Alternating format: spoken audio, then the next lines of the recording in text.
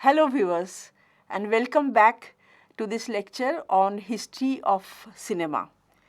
In this particular episode, we shall continue our discussion on the coming of sound, how cinema transformed from being silent to being talkies and how it overcame the teething troubles.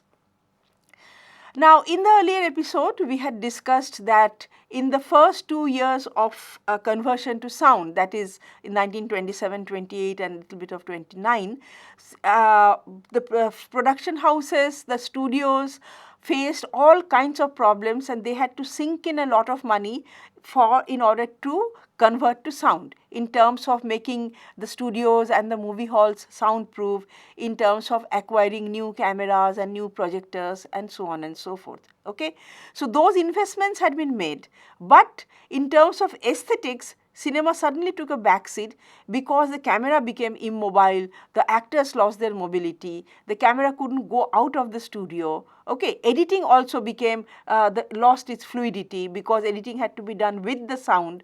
Okay, so these were some of the problems.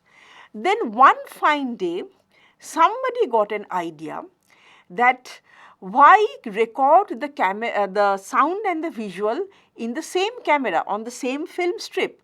Why not have a separate camera, which you can call the sound camera, and load it with a film strip and record the sound in that camera, okay?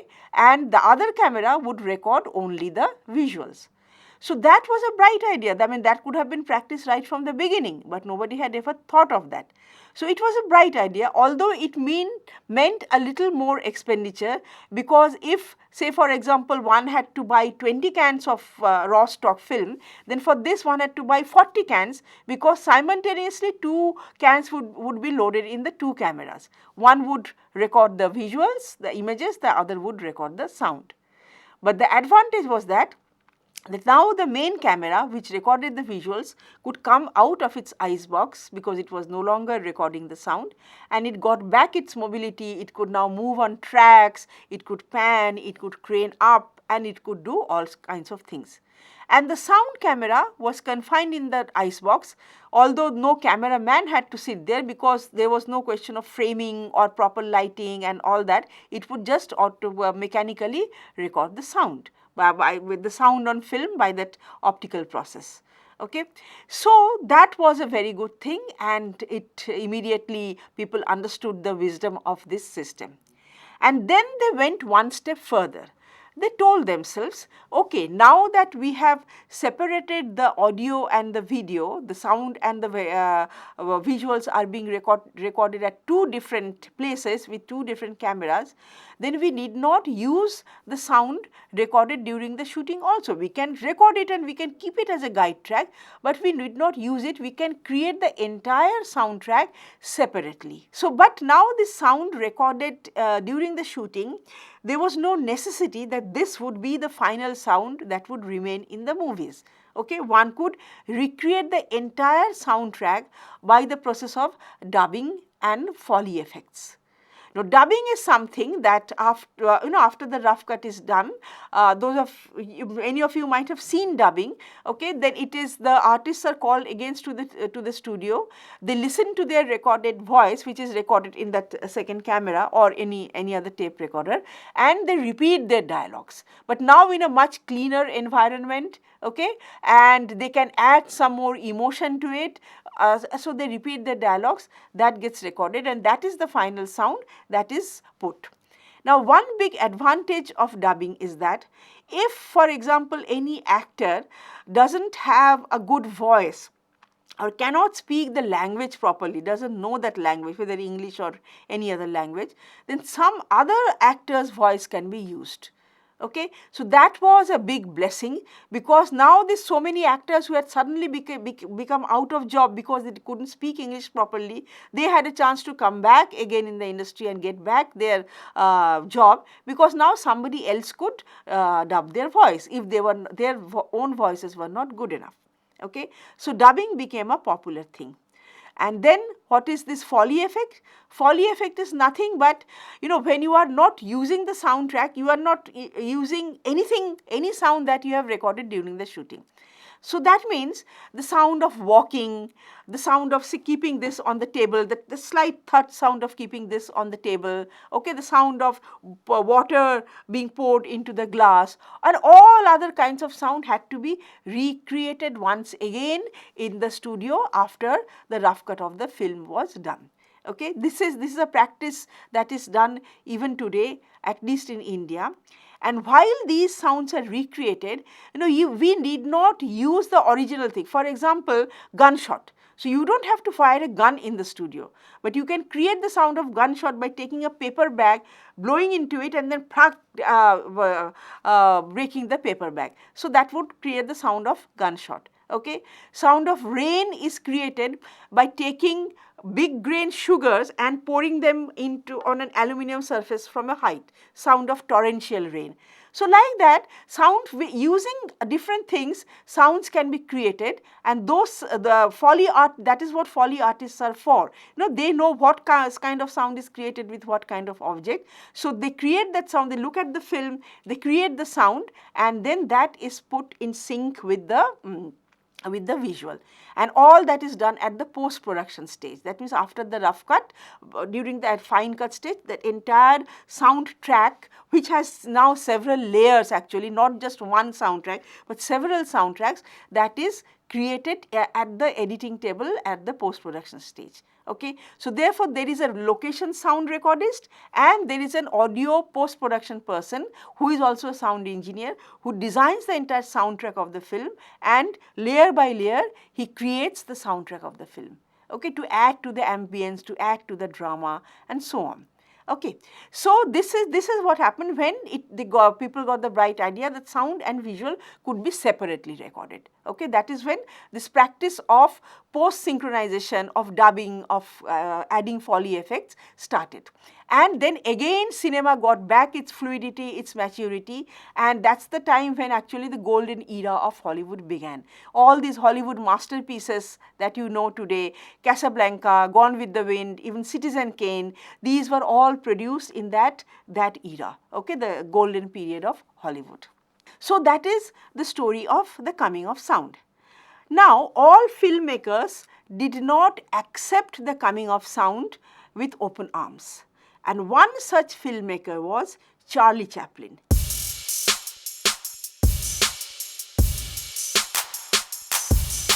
Charlie Chaplin had gained a lot of fame, a lot of popularity in the silent era because of his mime, because of his tramp comedian character. Films like The Kid, Gold Rush, they were runaway success. Okay, so Charlie Chaplin did not warm up to the idea of sound, and if he said, this I am just quoting from his autobiography, "If I did make a talking picture, no matter how good I was, I could never surpass the artistry of my pantomime. I had thought of possible voices for the tramp, whether he should speak in monosyllables or just mumble. But it was no use. If I talked, I would become like any other comedian." These were the melancholy problems that confronted me. So, Charlie Chaplin was in two minds, that whether to adapt sound or not to adapt sound. On one hand, he felt that when all the movie halls were announcing 100% all talkies, who would come to Charlie Chaplin's silent film? Okay, did he have that much charisma to wean away the people from talkies and make them watch his silent films? So he was slightly doubtful about that.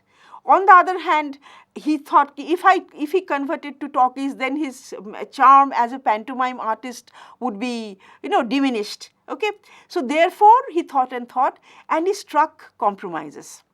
Now, the first Charlie Chaplin film to use sound is City Lights, which was released in 1931. If you remember, The Jazz Singer was released in 1927, the first sound film to have sync dialogues, and City Lights was released in 1931. City Lights was conceived as a silent film with intertitles, but he made creative use of sound, and that is why I am talking about Charlie Chaplin here, because he showed that sound could be used imaginatively, creatively, to heighten the drama, to create humor, and so on. Now, in the opening scene of City Lights, later on in 1936 in the film Modern Times, he has used absolutely marvelous use of sound, although Modern Times is at heart a silent film. Okay, there are intertitles and everything, but at the same time, there is a lot of spoken word, there are dialogues and there are sound effects which are very, very creatively used. In Modern Times, we see that when our people are talking to each other, they are not talking directly, but it's always they're talking through a talking machine. Alright, so either those who have come to demonstrate the lunchtime contraption, they are playing a gramophone, or the manager is talking through some kind of a microphone and it is being relayed to the factory's floor. Good morning, my friends. This record comes to you through the Sales Talk Transcription Company, Incorporated. Your speaker, the mechanical salesman. May I take the pleasure of introducing Mr. J. Willicombe Billows, the inventor of the Billows feeding machine. So that is, Charlie Chaplin, as if he has tried to make fun of these talkies, that they are creating talking machines, and we are all the time talking into the talking machines, we are all the time talking into the microphone. Okay, and right at the last scene when Charlie Chaplin sings, once again it's a gibberish, it's not making any sense. We hear him singing, we hear his voice, but the words don't make any sense.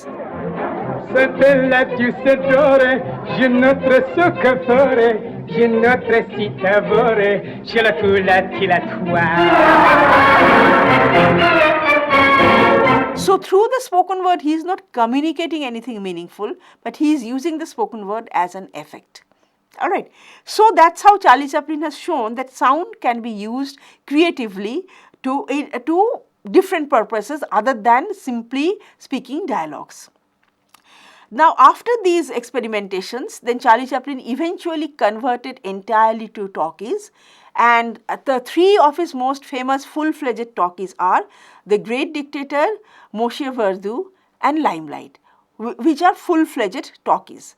And in Monsieur Verdoux and Limelight, we don't see the tramp comedian anymore. So he is just, Charlie Chaplin is just like any other person, so that the pantomime role of the actor is minimized and the humor becomes more of a verbal humor. Good morning, monsieur. Good morning. I have a registered letter for Madame Thelma Varney. Ah, thank you. Oh, no. Madame will have to sign for it. Oh, I see. Just a moment. Thelma, darling.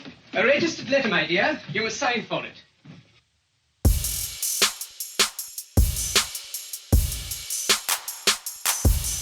If you analyze the soundtrack of a film, any film, you can recognize 5 elements in it. What are the 5 elements?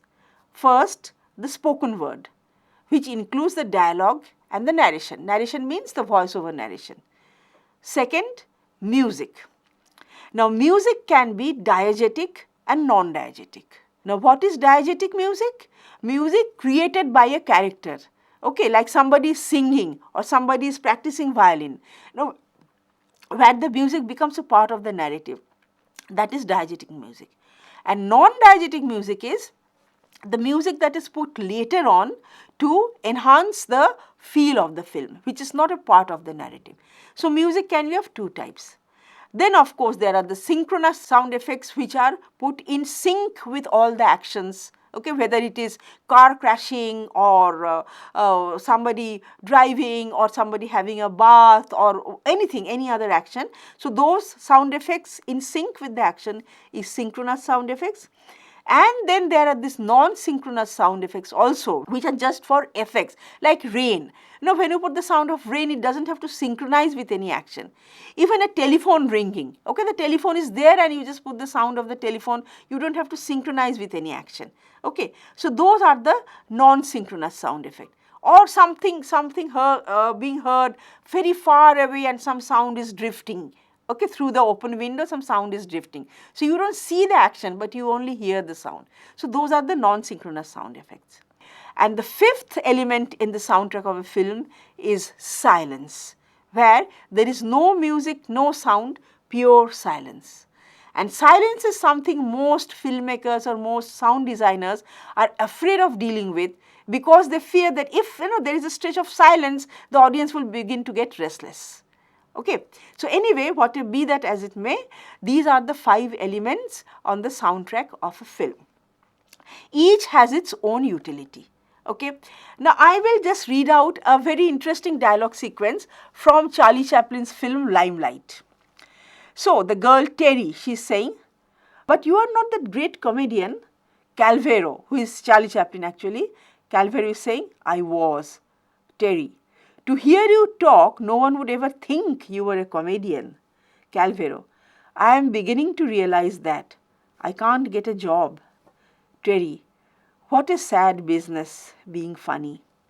Calvero, "Very sad, if they won't laugh." So here, they are talking, it's full of double meanings. Whatever they are saying, it's full of double meanings, full of, you can read between the lines. So this is a very interesting dialogue sequence from a film. So when these films, the talkies started and the actors had to mouth the dialogues, then writing scripts became an essential stage in the pre-production process of filmmaking. Prior to that, even Charlie Chaplin or D.W. Griffith, all these maestros didn't bother to write full-fledged scripts. They had the entire scheme in their mind and they were the directors and producers. So they went on the floor and they gave instruction, this is what I want, like that. But now the actors had to learn the dialogues before they came to the floor for shooting. Okay, so for that the scripts had to be written and shared with the actors, with the cast and the crew. So script writing became an essential step, and the writers were in great demand in Hollywood. So whether they were authors, writers of books, or whether they were playwrights in Broadway, they were offered lucrative salaries, and many of them came and made a good living in Hollywood. Okay, and slowly they realized that filmic dialogues are very different from theatrical dialogues. Filmic dialogues are less rhetorical and more like an everyday conversation, although you can make them loaded with meaning and interesting and open to interpretations also, even though they sound natural. So writing dialogues is not at all easy. And dialogues, of course, have their own purpose. They reveal a character, they take the narrative forward, they give essential information, they arouse curiosity, and so on and so forth. So we all know that. Now we come to music.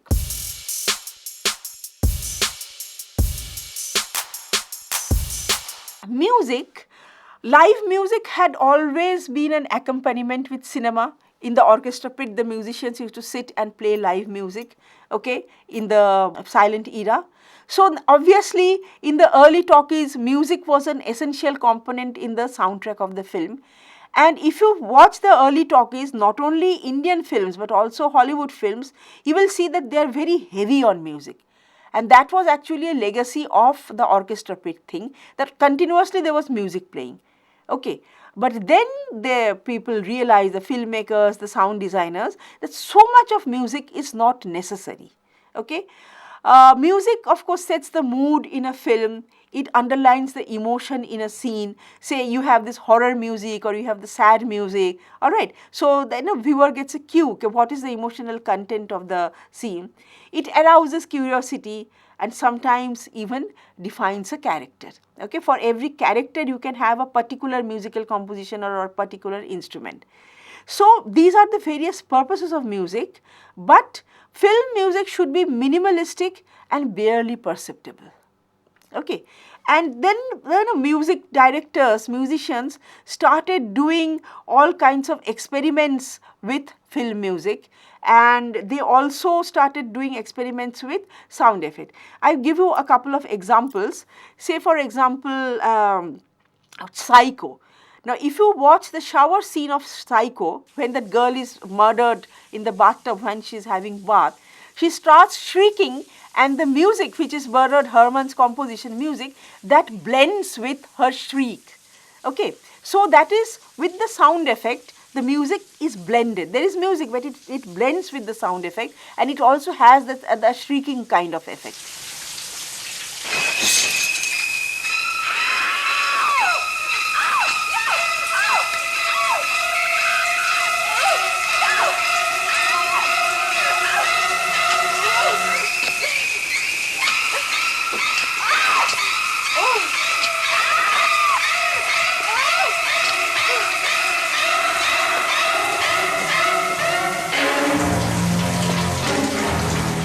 that is typically film music made for that particular film, for that particular scene in Psycho. So therefore the music composer had to understand what effect the director wants and compose the music accordingly. You can't just pick up any music from anywhere and put to the visuals. That is not going to work.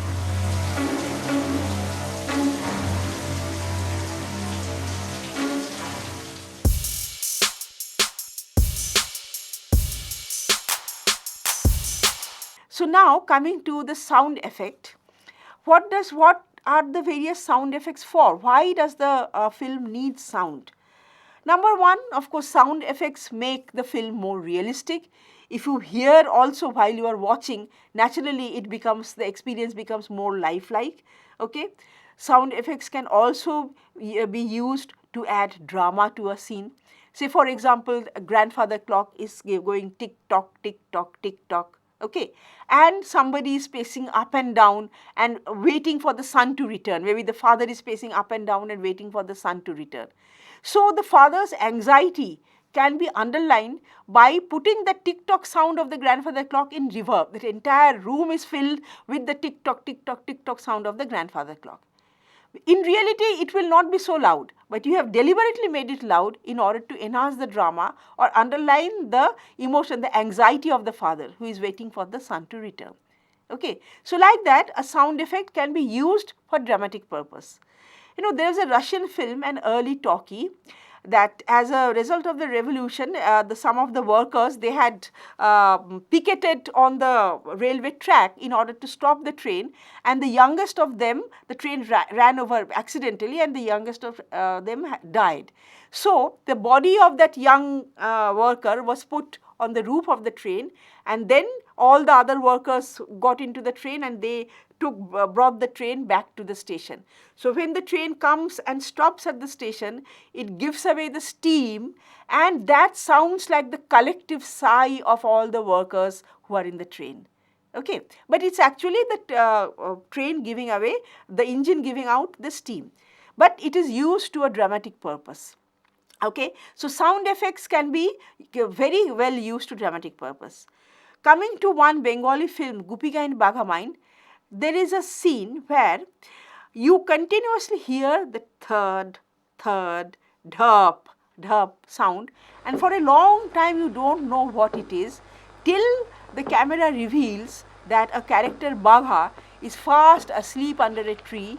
Beside him there is a drum and water is dripping from the tree, falling on the drum and creating the dhap, dhap, dhap sound.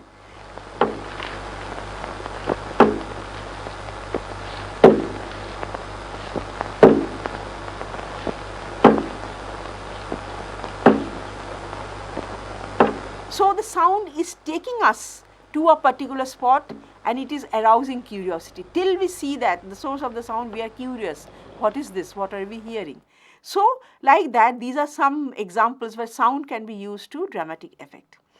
I will give the example of another Bengali film, Meghe Dhaka Tara, made by Ritwik Ghatak, where mother, from outside the window, mother sees that the eldest daughter is getting a little intimate or getting very friendly with one character called Shonoth.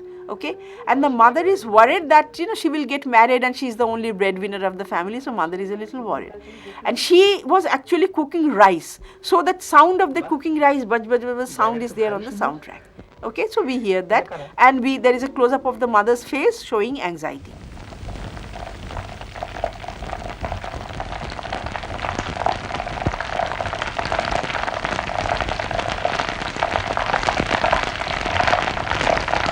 Much later in the film, the mother sees the same scene, a very similar scene once again. At that time she is not cooking, it's evening time, she is not cooking, but Ritwik Ghatak has used that same sound on the soundtrack because that sound of cooking rice now got associated with the mother's anxiety. So to remind us about the mother's anxiety, he has repeated the sound in order to play on our association.